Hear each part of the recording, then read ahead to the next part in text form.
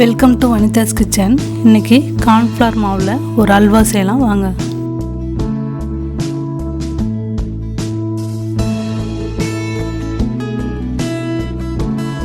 ஒரு வானலில் சர்க்கரை 2 கப்பு போட்டு தண்ணி 2 கப்பு ஊற்றிக்கலாம்.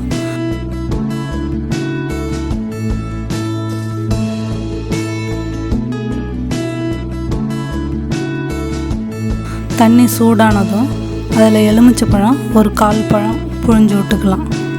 சர்க்கரை நல்லா கரைஞ்சிடுச்சு. இப்போ கார்ன்ஃப்ளவர் மாவை நல்லா கரைச்சிக்கலாம். இந்த கப்பு அளவில் தான் எல்லாமே நான் அளந்துருக்கிறேன். இப்போ கார்ன்ஃப்ளவர் மாவு 1 கப்பு 2 கப்பு தண்ணி ஊற்றி கட்டி இல்லாத கரைச்சிக்கலாம்.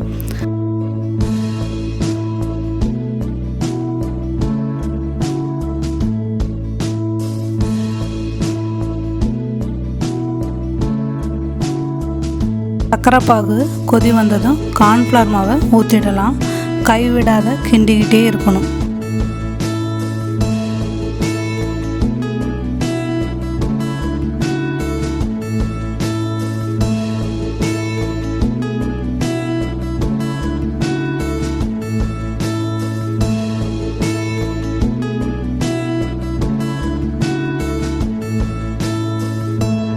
ஒரு 5 நிமிஷம் கழிச்சு நெய் 2 ஸ்பூன் ஊற்றி நல்லா கிண்டிக்கலாம். ஸ்டவ்வை மீடியம் ஃப்ளேமில் வச்சுக்கலாம். ஒரு 5 நிமிஷம் கழிச்சு நெய் கொஞ்சம் ஊற்றிக்கலாம். கூடவே தூளாக்கி வச்சுருக்க அந்த நட்ஸை போட்டுக்கலாம். இப்போ பாருங்கள், இந்த மாவு கண்ணாடி பதம் மாதிரி இருக்குது. இப்போ அல்வா ரெடி ஆகிடுச்சு. இந்த மாவு நம்ம மொத்தம் ஒரு 20 நிமிஷமாவது கிண்டிகிட்டு இருந்தால் தான் இந்த அல்வா பதத்துக்கு வரும். இப்போ கார்ன்ஃப்ளவர் அல்வா ரெடி ஆகிடுச்சு. இறக்கி வச்சிடலாம். வேறொரு கடாயில் கார்ன்ஃப்ளவர் அல்வாவை 2 கரண்டி போட்டு ஸ்டவ்வில் வச்சிடலாம். இந்த கார்ன்ஃப்ளவர் அல்வாவிலே ஃபுட் கலர் ஆரஞ்சு ஒரு சிட்டிகை போட்டு நல்லா மிக்ஸ் பண்ணிகிட்டே இருக்கலாம். 1 நிமிஷம் மிக்ஸ் பண்ணி இறக்கிடலாம். இப்போ பாருங்கள், இந்த ஆரஞ்சு கலர் பார்க்குறதுக்கே நல்லா கலர்ஃபுல்லாக இருக்குது. ஸ்டவ்வில் இன்னொரு கடாயை வச்சிடலாம். கார்ன்ஃப்ளவர் அல்வா 2 கரண்டி போட்டு ஃபுட் கலரு க்ரீன் கலர் ஒரு சிட்டிகை போட்டு நல்லா மிக்ஸ் பண்ணிக்கலாம். 1 நிமிஷம் வேகட்டும், இறக்கிடலாம். இப்போ white colour, orange colour, green colour halwa ready ஆகிடுச்சு. ஒரு தட்டில் நெய் அல்லது எண்ணெய் தடவி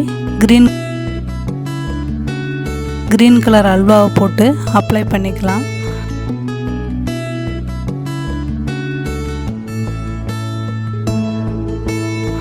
இது மேலேயே ஒயிட் கலர் அல்வாவை போட்டு அப்ளை பண்ணிக்கலாம்.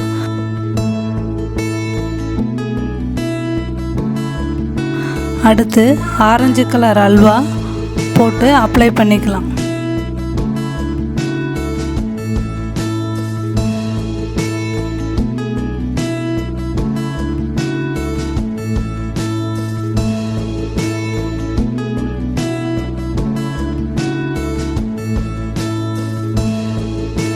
வேணும்னா நட்ஸு கொஞ்சம் மேலே போட்டுக்கலாம்.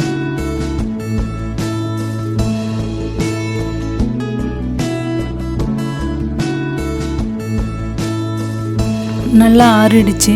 அல்வாவை கட் பண்ணிக்கலாம். மாவு ஓட்டில் நெய் தான் பாருங்கள் ஒட்டுது. எந்த ஷேப்பில் வேணாலும் வெட்டிக்கலாம்.